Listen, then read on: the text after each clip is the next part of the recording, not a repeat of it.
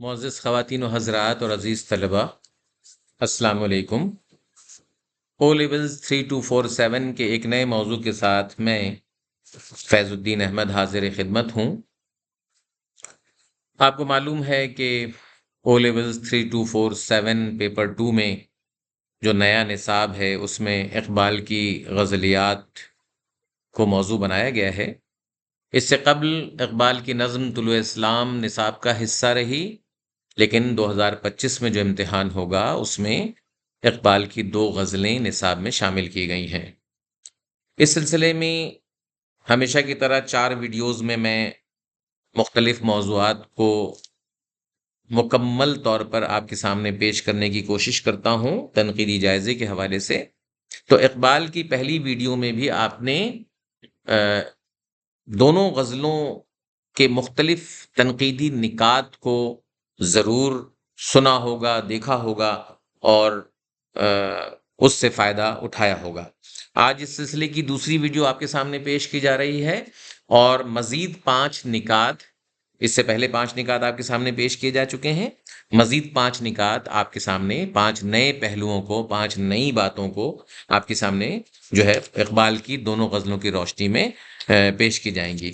تو یہ تمام باتیں جیسا کہ آپ کو معلوم ہے کہ او لیولز اردو 3247 کی جو ہماری نئی کتاب ہے، جو کہ آکسفورڈ یونیورسٹی پریس سے شائع ہوئی ہے، جس کا تیسرا ایڈیشن اب مارکیٹ میں موجود ہے، اس کا سرورق یہ جو اسکرین پر آپ گرین رنگ کا، ہرے رنگ کا جو سرورق دیکھ رہے ہیں، یہ اسی کتاب کا سرورق ہے۔ او لیولز اردو 3247 بک 2 تھرڈ ایڈیشن، یعنی تیسرا ایڈیشن آکسفورڈ یونیورسٹی پریس کی کتاب ہے۔ اس کے صفحہ نمبر 210 سے 224 تک یہ تمام جو تنقیدی نکات ہیں، تعارف ہے، غزل کے حوالے سے جو مکمل متن ہے، مختلف امتحانی سوالات ہیں، مشقی سوالات ہیں، اردو کے انگریزی ایکویلنٹ ہیں، مختلف جو مشکل الفاظ ہیں اس کے، یہ تمام باتیں آپ کو صفحہ نمبر 210 سے 224 میں مل جائیں گی۔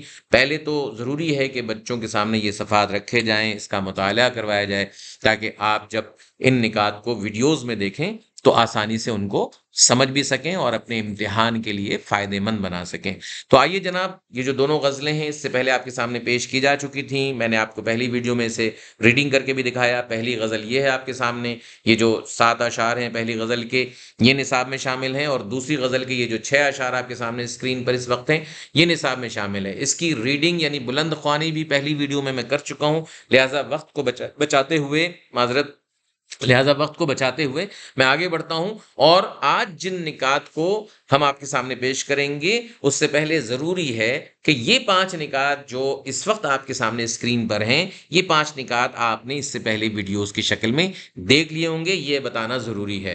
ظاہر سی بات ہے یہ ایک تسلسل ہے، کنٹینویشن میں بات کی جائے گی۔ تو 5 جو باتیں آپ نے اس سے پہلے، اس سے قبل ملاحظہ کی ایک پہلی ویڈیو میں، اقبال کے موضوع پر بنائی گئی پہلی ویڈیو میں، ان میں فلسفہ خودی کے حوالے سے بات ہوئی، عشق حقیقی کے حوالے سے بات ہوئی، مقصد زندگی کے حوالے سے تفصیلی کچھ نکات آپ کے سامنے پیش کیے گئے، رحمت خداوندی کے جو طلبگار اقبال دکھائی دیتے ہیں اپنی پہلی غزل میں، اس کے حوالے سے مفہوم اور مختلف تنقیدی تجزیہ پیش کیا گیا، حمدیہ موضوعات کے حوالے سے کچھ باتیں آپ کے سامنے پیش کی گئیں۔ یہ 5 باتیں بہت تفصیل سے آپ کے سامنے رکھی گئی ہیں۔ ویڈیو ذرا طویل ہو گئی تھی لیکن وہ ضروری تھی پہلی ویڈیو۔ آج کی ویڈیو مختصر آپ کے سامنے رکھی جائے گی۔ ہم نے بہت سی چیزیں پہلی ویڈیو میں پیش کر دی ہیں۔ 5 نئے نکات کو جو اس وقت آپ کے سامنے پیش کی جائیں گی ویڈیو نمبر 2 میں اقبال کے موضوع پر، دوسری ویڈیو میں جن موضوعات کو پیش کیا جائے گا ان میں صوفیانہ موضوعات، جذبہ عشق میں کمی، دنیا پرستی، عظمت رفتہ کی یاد اور انکسار، یہ 5 باتیں، 5 موضوعات، 5 نکات آج کی ویڈیو کا موضوع ہیں۔ تو چلیے ہم چلتے ہیں۔ ظاہر سی بات ہے پہلا ویڈیو ہمارا صوفیانہ موضوعات ہے۔ صوفیزم کے حوالے سے آپ جانتے ہیں کہ اقبال کچھ زیادہ اس کے حامی نہیں تھے، لیکن ظاہر سی بات ہے کہ صوفیزم جو ہے وہ عشق حقیقی کا یعنی ایک سلسلہ ہے۔ عشق حقیقی یعنی خدا تک پہنچنے کا، اللہ تک رسائی کا ایک راستہ ہے، یعنی طریقت اور شریعت دونوں ایسی چیزیں ہیں جو ہمارے معاشرے میں رائج ہیں، ہمارے معاشرے میں بہت سے اس کے ماننے والے ہیں، پسند کرنے والے لوگ ہیں۔ تو اقبال بظاہر تو صوفیزم سے یعنی صوفیانہ جو موضوعات ہیں جس میں بے عملی کی تربیت بھی ایک طریقے سے شامل ہے، اقبال اس کے مخالف ہیں۔ اقبال جہد مسلسل کے قائل ہیں۔ اقبال تو کہتے ہیں کہ پلٹ کر جھپٹنا، جھپٹ کر پلٹنا لہو گرم رکھنے کا ہے ایک بہانہ۔ تو اقبال لہو گرم رکھنے کے لیے عملیت پسندی کو زیادہ اہمیت دیتے ہیں۔ لیکن چونکہ پہلا موضوع جو پہلی غزل ہے وہ عشق حقیقی کے موضوعات کا بہت زیادہ احاطہ کرتی ہے، بھرپور احاطہ کرتی ہے، لہٰذا ہم دیکھتے ہیں کہ اقبال نے جو عشق حقیقی کے موضوعات ہمارے سامنے پیش کیے ان میں کہیں کہیں روح کی پاکیزگی، قلب کی صفائی کی بھی باتیں کی ہیں۔ اور یہ جو روح کی پاکیزگی اور قلب کی صفائی کا معاملہ ہے یہ ظاہر سی بات ہے صوفیوں کے ہاں بہت زیادہ ہے۔ تصوف میں روح یعنی قلب کی پاکیزگی پر بہت زور دیا جاتا ہے، جیسے کہ میں نے اس سے پہلے بھی کہا تھا کہ اللہ کے رہنے کی جگہ جو ہے صوفی اپنے دل کو قرار دیتے ہیں۔ جب شاعر کہتے ہیں کہ ارض و سما کہاں تیری وسعت کو پا سکے، میرا ہی دل ہے وہ کہ جہاں تو سما سکے، تو رب کائنات کو کہتے ہیں کہ بھئی ایک دل ہی میری وہ جگہ ہے کہ جہاں پہ تو سما سکتا ہے، جہاں تو رہ سکتا ہے، ورنہ کائنات کی ساری زمین جو ہے تیرے سمانے کے لیے کم پڑ جائے، بس میرا دل ایسی جگہ ہے جہاں تو آرام سے بسیرا کر سکتا ہے۔ تو دل میں سمانے کی اس کیفیت کا اظہار صوفیزم میں ملتا ہے۔ لیکن اقبال روح کی پاکیزگی جب روح کی پاکیزگی کا ذکر کرتے ہیں، قلب کی صفائی کا ذکر کرتے ہیں، تو ظاہر ہے اس سے مراد کیا ہے؟ اس سے مراد یہی ہے کہ انسان جب اپنی روح کی پاکیزگی اور قلب کی صفائی پر توجہ دے گا تو خدا کی جو قدرت ہے اور خدا کی جو قربت ہے اسے حاصل کرنے میں کامیاب ہو جائے گا۔ یہ جو خاص طور پہ یہ جو آپ نے غزل دیکھی، دوسری غزل خاص طور پہ اگر آپ یہاں پر یہ جو شعر ہے اسپیشلی میں آپ کے سامنے رکھتا ہوں، یہ جو تو بچا بچا کے نہ رکھ اسے، یہ جو شعر ہے یہ جو تیسرا شعر، آپ غزل نمبر 1 کا تیسرا شعر ذہن میں رکھیے، تو بچا بچا کے نہ رکھ اسے، تیرا آئینہ ہے وہ آئینہ کہ شکست ہو تو عزیز تر ہے نگاہ آئینہ ساز میں۔ اس شعر کو سامنے رکھیے تو پھر آپ کی سمجھ میں آئے گا کہ میں کیا کہنا چاہتا ہوں۔ اب اس شعر کو سامنے رکھتے ہوئے جب ہم ان موضوعات کو سمجھ لیتے ہیں کہ بھئی اس میں عملیت پسندی کا پیغام اقبال دیتے ہیں، لیکن ساتھ میں تصوف کے موضوعات کو بھی اپنی شاعری میں چھیڑتے ہیں، روح کی پاکیزگی کا درس دیتے ہیں اور قلب کی صفائی کی بات کرتے ہیں، اور ان باتوں کو کرتے ہوئے اقبال جو ہے وہ کیا کہتے ہیں اپنی اس غزل کے تیسرے شعر میں، آئیے ملاحظہ کرتے ہیں اس پیراگراف میں۔ ٹھیک ہے جی، علامہ اقبال کی شاعری کا بڑا حصہ عملیت پسندی کا پیغام دیتا ہے، لیکن اردو غزل کے روایتی موضوعات کو بھی انہوں نے اپنی شاعری کا حصہ بنایا۔ ان موضوعات میں تصوف ایک اہم موضوع ہے۔ صوفیاء کرام کے یہاں ایسے موضوعات ملتے ہیں جن میں وہ روح کی پاکیزگی اور قلب کی صفائی پر بہت زیادہ زور دیتے ہیں۔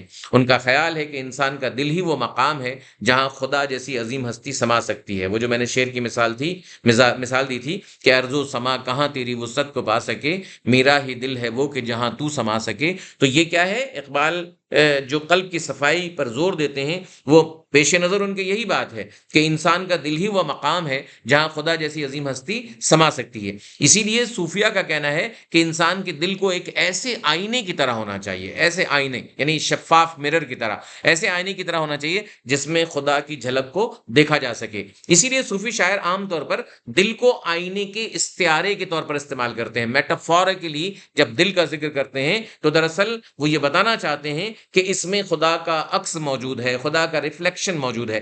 علامہ اقبال نے بھی اس موضوع کو نصاب میں شامل غزل کے ایک شعر میں بیان کیا ہے۔ جو تیسرا شعر میں نے آپ کے سامنے پیش کیا تھا نصاب میں شامل پہلی غزل کا، اسے ایک شعر میں بیان کیا ہے۔ گناہوں کے بوجھ سے جب انسان کا دل ٹوٹ جائے، اور آپ جانتے ہیں، آپ اچھی طرح جانتے ہیں کہ جب انسان زیادہ گناہوں کے بوجھ میں دب جاتا ہے تو اسے پناہ کہاں ملتی ہے، اسے آسرا کہاں ملتا ہے؟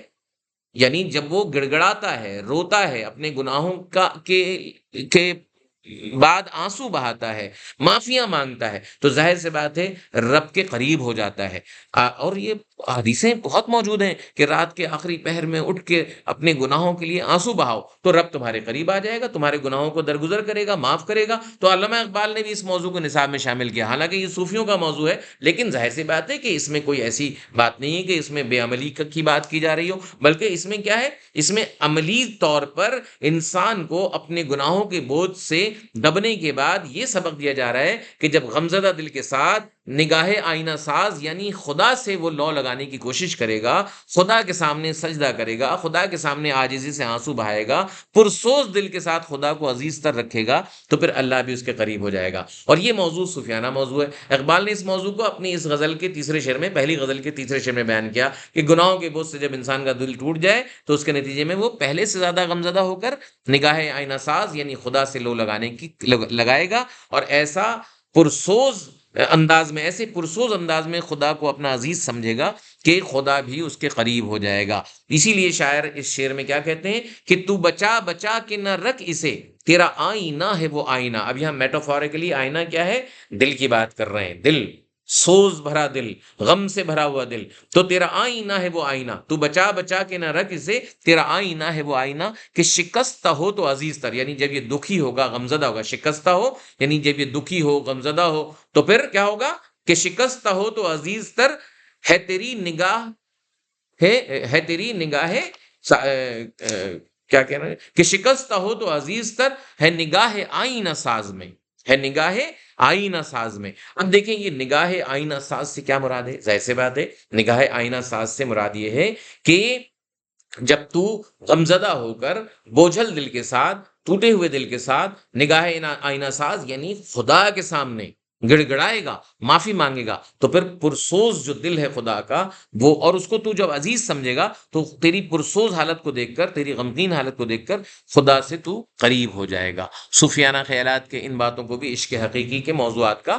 حصہ سمجھنا چاہیے۔ سوال آ جائے عشق حقیقی کے موضوع پر تو اس شعر کو بھی استعمال کرنا چاہیے۔ اگلے نقطے کی طرف ہم آتے ہیں۔ اس میں جو ایک اور نقطہ ہمارے سامنے اقبال نے پیش کیا ان غزلوں میں، وہ ہے جذبہ عشق کی کمی۔ ٹھیک ہے نا، جذبہ عشق کی کمی یہ ایک ایسا موضوع ہے جس کو عشق حقیقی سے جوڑنے کے لیے کچھ باتوں کو سمجھنا ضروری ہے۔ ظاہر سی بات ہے کہ یہ جو 20ویں صدی کا زمانہ ہے، میں پہلے بھی عرض کر چکا ہوں، خدا اور بندے سے تعلق کی کمزور تر جو صورت ہو سکتی ہے وہ 20ویں صدی میں ہمیں دکھائی دینا شروع ہوئی۔ پورے مغرب میں جو ہے وہ آپ یوں سمجھ لیں کہ دہریت اور یہ جو مختلف ان منکرین کا جو زمانہ ہے، فلسفیوں کے حوالے سے، سائنسدانوں کے حوالے سے، اس نے پوری دنیا کو ایک عجیب صورتحال سے دوچار کر دیا ہے۔ بڑی دلگیر صورتحال تھی اقبال کے سامنے یہ جو صورتحال تھی دنیا میں، کہ خدا سے تعلق کمزور ہو رہا تھا، بندے اور خدا میں جو ایک انسیت، ایک تعلق، ایک گہرائی تھی، اس میں کمزوری آ گئی تھی، دنیا سے عشق بڑھ رہا تھا، دنیاوی عشق کی مثالیں جو ہیں وہ بہت تیزی سے آگے بڑھ رہی تھی۔ ہم میٹرلسٹک اپروچ، اب کیا ہے، ہم مادیت پرستی کی طرف بہت تیزی سے آگے بڑھ رہے تھے، لہٰذا اقبال نے ان تمام باتوں کو نہ صرف محسوس کیا بلکہ اپنی شاعری کا حصہ بنایا۔ یہ جو شعر ریڈ کلر سے اس وقت میں نے ریفرنس بنایا ہے، نہ وہ عشق میں رہیں گرمیاں، نہ وہ حسن میں رہیں شوخیاں، نہ وہ غزنوی سی تڑپ رہی، نہ وہ خم ہے زلف ایاز میں۔ اب یہ جو پہلی غزل کا چھٹا شعر ہے، یہ پہلی غزل کا چھٹا شعر، اگر آپ غور سے دیکھیں تو پہلی غزل کا یہ چھٹا شعر ہے۔ اگر آپ دیکھنا چاہتی ہیں تو یہ غزل یہاں پہ میں نے اسکرین پہ لگا دیا تھا، پہلی غزل کو، پہلی غزل کے چھٹے شعر میں آپ کو یہ بات مل جائے گی۔ یہ دیکھیے یہ چھٹا شعر ہے، نہ وہ عشق میں رہیں، یہ جو کرسر ہے اس کو دیکھیے، نہ وہ عشق میں رہیں گرمیاں، نہ وہ حسن میں رہی شوخیاں، نہ وہ غزنوی میں تڑپ رہی، نہ وہ خم ہے زلف ایاز میں۔ اب یہ جو شعر ہے چھٹا شعر، نہ وہ خم ہے زلف ایاز میں، محمود غزنوی اور ایاز کی طرف اشارہ ہے۔ یہاں لسانی حوالے سے اور اسلوب کی سطح پہ تلمی کا ذکر بھی کیا جائے گا، تلمی کے حوالے سے ہم اسلوب میں بات کر لیں گے تفصیل سے، اس وقت میں صرف موضوع سمجھا رہا ہوں آپ کو، اسلوب نہیں سمجھا رہا۔ تو موضوع کی سطح پر جب ہم اس کو آگے بڑھتے ہیں تو اقبال کہنا کیا چاہتے ہیں اس موضوع کو سامنے رکھتے ہوئے؟ اقبال نے جذبہ عشق کی کمی کے حوالے سے کون سی باتیں ہمارے سامنے پیش کی ہیں؟ جب وہ یہ کہتے ہیں کہ نہ وہ عشق میں رہیں گرمیاں، تو ظاہر سی بات ہے خدا اور بندے کے تعلق کی کمزوری کا ذکر کر رہے ہیں، اور یہ بڑی دلگیر صورتحال ہے۔ 20ویں صدی میں اس صورتحال نے بہت تیزی سے دنیا کو اپنے شکنجے میں جکڑ لیا ہے۔ کبھی نیٹشے جو ہے وہ انکار کر رہا ہے، کبھی برگسا انکار کر رہا ہے، کبھی مختلف سائنسدان جو ہے اپنے سائنسی عمل کے دوران، اپنی سائنسی تحقیقات کے دوران خدا کے منکر ہوتے چلے جا رہے ہیں، اور دنیا سے تعلق بڑھتا جا رہا ہے، دنیا کو سب کچھ سمجھا جا رہا ہے، اور کہا جا رہا ہے کہ بگ بینگ تھیوری کے نتیجے میں دنیا ایسے ہی وجود میں آ گئی ہے، ایک دن ایسے ہی اس کا خاتمہ ہو جائے گا، خدا کا وجود کوئی بھی نہیں ہے۔ یہ سب باتیں، بہت ڈیبیٹ، بہت مباحثے 20ویں صدی میں ہوتے رہے ہیں۔ اقبال کا دل ان باتوں کو سن کر دلگیر ہوتا ہے، افسوس کا شکار ہوتا ہے، افسوس افسردہ ہوتا ہے، اور پھر وہ اس کو انسانوں کے اور خدا کے تعلق کے حوالے سے جذبہ عشق کی کمی قرار دیتے ہیں۔ جب وہ کہتے ہیں کہ یہ جذبہ عشق کی کمی ہے تو شعر کون سا استعمال کرتے ہیں؟ نہ وہ عشق میں رہی گرمیاں، نہ وہ حسن میں رہی شوخیاں، نہ وہ غزنوی سی تڑپ رہی، نہ وہ خم ہے زلف ایاز میں۔ اب ان باتوں کو سمجھانے کے بعد بچوں کو بتایا جائے کہ ایک پیراگراف اس کے بارے میں لکھیں کیسے۔ آئیے دیکھتے ہیں۔ موجودہ زمانے کی تیز رفتاری اور مادیت پرستی نے بندے اور خدا کے تعلق کو کمزور تر کر دیا ہے۔ اقبال نے مغرب میں مذہب کو جس طرح غیر مؤثر ہوتے دیکھا، اس دلگیر صورتحال نے انہیں بے چین کر دیا۔ اسی لیے وہ عاشق اور معشوق یعنی خدا اور بندے کے تعلق کے حوالے سے بہت زیادہ فکر مند دکھائی دیتے ہیں۔ وہ دنیاوی عشق کی مثال دیتے ہوئے مشہور حکمراں محمود غزنوی اور ان کے غلام ایاز کا ذکر کرتے ہوئے یہ شکوہ کرتے ہیں کہ اب نہ تو محمود جیسے حکمران موجود ہیں جن کے دل میں اپنے غلام ایاز کے لیے ایسی تڑپ ہو جو بے مثال تھی، اور نہ ہی ایاز جیسے اطاعت گزار غلام رہے ہیں جو اپنے آقا کے لیے اپنا سب کچھ قربان کرنے کے لیے تیار ہو جائیں۔ شعر ملاحظہ کیجیے۔ نہ وہ عشق میں رہی گرمیاں، نہ وہ حسن میں رہی شوخیاں، نہ وہ غزنوی سی تڑپ رہی، نہ وہ خم ہے زلف ایاز میں۔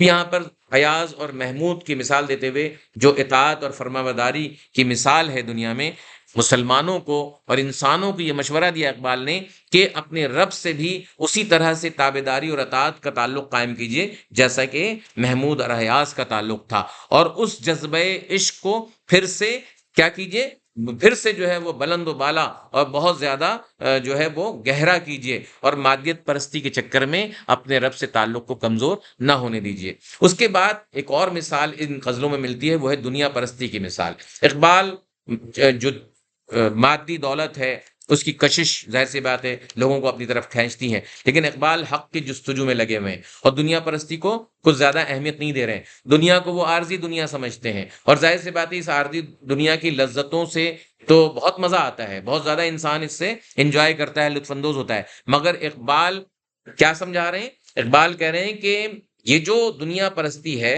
اس سے کچھ حاصل نہیں ہے، اس سے ہماری آخرت بھی خراب ہوگی، اس سے ہم اپنے رب سے بھی دور ہو جائیں گے۔ اور اس سلسلے میں جو شعر وہ لکھتے ہیں وہ کون سا ہے؟ یہ ملاحظہ کیجئے ریڈ کلر میں۔ جو میں سر بسجدہ ہوا کبھی تو زمین سے آنے لگی صدا، تیرا دل تو ہے صنم آشنا، تجھے کیا ملے گا نماز میں۔ اب ظاہر سی بات ہے صنم آشنا، دنیا میں ڈوبا ہوا یہ دل ہے، دنیا کے چکروں میں، دنیا کی خواہشات میں، دنیا کی طلب میں، دنیا کی خواہش میں، دنیا کی مختلف جو آسائشات ہیں اس کے چکر میں یہ دل پڑا ہوا ہے، تو صنم آشنا دل ہے۔ تو جو نمازیں پڑھ رہا ہے، عبادات کر رہا ہے، ان میں وہ گہرائی نہیں رہی، وہ اطاعت نہیں رہی، وہ اللہ سے وہ تعلق نہیں رہا جو کہ ہونا چاہیے تھا۔ ان باتوں کو سمجھانے کے بعد آئیے دیکھتے ہیں لکھیں گے کیسے۔ ہر زمانے کے افراد میں خیالات اور نظریات کی تقسیم نمایاں رہی ہے۔ ایک مکتب فکر ہمیشہ دنیا کو عارضی اور غیر اہم سمجھ کر حق کے جستجو میں خدا سے قریب تر ہونے کو اہمیت دیتا ہے۔ اس کے برعکس بہت سے افراد دنیا پرستی، مال و دولت کی کشش، عیش و آرام اور دنیاوی لذتوں کو اہمیت دے کر خدا کی یاد سے بیگانہ ہو جاتے ہیں۔ اقبال خود کو بھی گنہگار اور دنیا پرستوں میں شمار کر کے ایسے عمل کو تنقید کا نشانہ بناتے ہیں اور دکھاوے کی عبادت اور نمازوں کو بے اثر اور بے وقت قرار دیتے ہیں۔ ان کا کہنا ہے کہ دل میں جب دنیا پرستی کی خواہش اور دنیاوی خداؤں کو پوجنے کا عمل جاری رہے گا، اس وقت یہ دکھاوے کی عبادات اور انسان کو خدا سے قریب نہیں کر سکیں گی۔ لہٰذا اقبال کہتے ہیں کہ عبادات میں وہ گہرائی اور وہ جو ایک تعلق اس وقت تک قائم نہیں ہوگا جب ہم دنیا کی رغبت کو دل سے نکال دیں گے۔ اسی حوالے سے اقبال نے اپنی غزل میں یہ شعر شامل کیا، جو میں سر بسجدہ ہوا کبھی تو زمین سے آنے لگی صدا، تیرا دل تو ہے صنم آشنا، تجھے کیا ملے گا نماز میں۔ اس کے بعد ایک نئے پوائنٹ کی طرف ہم آتے ہیں، اور غالباً یہ آج کا ایک اور دو پوائنٹ رہ گئے۔ عظمت رفتہ کی یاد۔ اقبال ظاہر سی بات ہے اپنی غزلوں میں عظمت رفتہ کو یاد کرتے ہیں، مسلمانوں نے جو عظیم وقت گزارا۔ امت مسلمہ سے اقبال کو شکوہ ہے کہ وہ جو شاندار ماضی تھا اس کو انہوں نے کیوں کھو دیا، اور پھر بتاتے بھی ہیں وجہ کہ ان کے جذبوں میں صداقت نہیں رہی، سچائی نہیں رہی۔ زوال اور ابتر صورتحال کا جو آج شکار ہیں اس کی وجہ کیا ہے کہ ان جذبوں میں صداقت نہیں رہی۔ اقبال مسلمانوں کو کہتے ہیں کہ تم اپنے سچے جذبوں سے جب عاری ہو گئے ہو، دور ہو گئے ہو، تو ظاہر سی بات ہے اپنی عظمت رفتہ کو تم کھو چکے ہو۔ اب ان باتوں کو سمجھانے کے بعد جو شعر استعمال کریں گے، کون سا شعر استعمال کریں گے، آئیے دیکھتے ہیں۔ اس کی مثال یہ ہے، یہ جو ریڈ کلر سے ہم نے یہاں پہ لکھا، دم توف کرم کے شمع نے یہ کہا کہ وہ اثر کہن نہ تیری تیری حکایت سوز میں، نہ میری حدیث گداز میں۔ اب یہ جو دم طوف یعنی طواف کرتے وقت کرمک شمع، وہ جو شمع نامی کیڑا ہے، آپ کو معلوم ہے یہ پورا ایک امیجری ہے کہ کس طرح شمع جو ہے شمع کے گرد پروانہ، کرمک یعنی کیڑا، پروانہ چکر لگاتا ہے اور اپنی جان دے دیتا ہے۔ تو دم طوف کرمک شمع نے یہ کہا کہ وہ اثر کوہن یعنی طواف کرتے ہوئے وہ جو شمع نامی کیڑا ہے، اس نے جب یہ کہا کہ وہ اثر کوہن کہاں گیا، تو کہہ رہا ہے بھائی وہ اثر اب بالکل چلا گیا، نہ تیری حکایت سوز میں وہ اثر ہے، نہ حدیث گداز میں وہ اثر ہے۔ یعنی تو تیرے اندر جو سچے جذبے تھے وہ جذبے ختم ہو گئے ہیں، لہٰذا تیری آواز اب خدا کو سنائی نہیں دیتی، تو خدا تک اپنی فریاد نہیں سنا پاتا، تو اپنی گزارشات وہاں پر نہیں پیش کر سکتا، کیونکہ تو نے اپنے جذبوں کی صداقت کو کھو دیا ہے۔ اب ان باتوں کو لکھیں گے کیسے، آئیے دیکھتے ہیں اس پیراگراف میں۔ علامہ اقبال کو امت مسلمہ سے شکوہ تھا کہ وہ اپنے شاندار ماضی کو فراموش کر کے دیگر ترقی یافتہ دنیا سے پیچھے رہ گئے ہیں۔ ان کا کہنا تھا کہ موجودہ دور کے مسلمان سچے جذبوں سے خالی ہو چکے ہیں، اسی وجہ سے ان کی تڑپ، جستجو اور عشق میں وہ بات دکھائی نہیں دیتی جو ماضی کے مسلمانوں میں تھی۔ موجودہ زمانے کے مذہبی پیشوا اور رہنما کرنے والے افراد بھی اپنی اثر پذیری سے محروم ہیں، اور ان کی باتوں میں ماضی کی طرح خلوص اور سچائی کی کمی ہے۔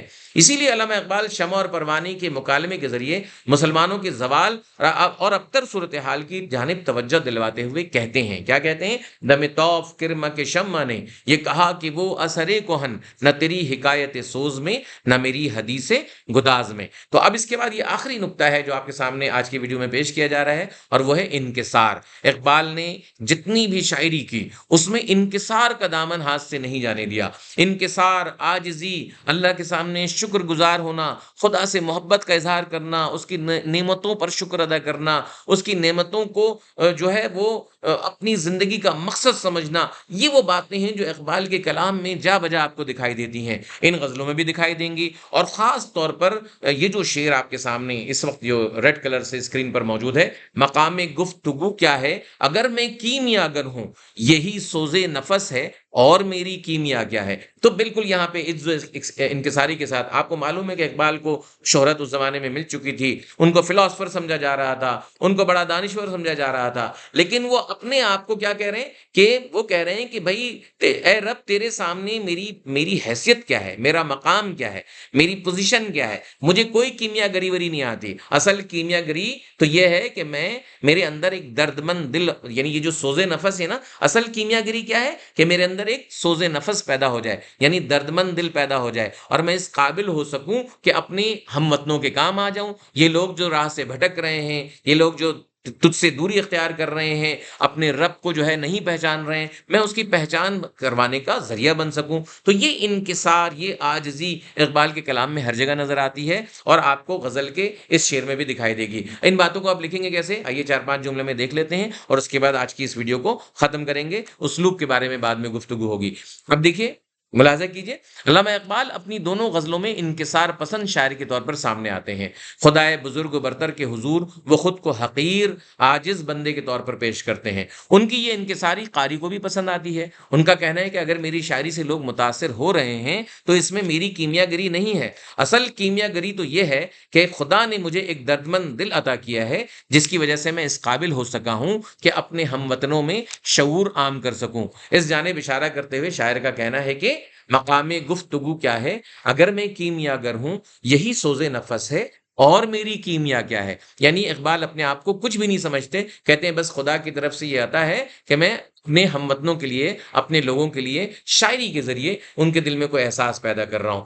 اس طرح سے اقبال کے حوالے سے جو ان کے جو مختلف پیغام ہیں غزلوں میں، ان کے حوالے سے جو مختلف نکات ہیں، 2 ویڈیو میں آپ کے سامنے پیش کی گئیں۔ یہ جو 11-12 نکات آپ کے سامنے پیش کیے گئے ہیں، یہ آپ کے امتحان کی تیاری میں ضرور مددگار ثابت ہوں گے۔ اپنی کتاب سے، یہ جو او لیول اردو 3247 کی کتاب ہے، اس سے بچوں کے سامنے اس ٹیکسٹ کو رکھیے، ان کو پڑھوائیے، یہ ویڈیو دکھائیے، تاکہ وہ اپنے امتحان میں بہتر نتائج حاصل کر سکیں۔ اپنی رائے کا اظہار کیجئے، بتائیے کہ آپ کو کس قسم کی ضرورت ہے۔ انشاءاللہ ملیں گے نئے ویڈیو میں نئے موضوعات کے ساتھ۔ اجازت چاہتا ہوں، خدا حافظ۔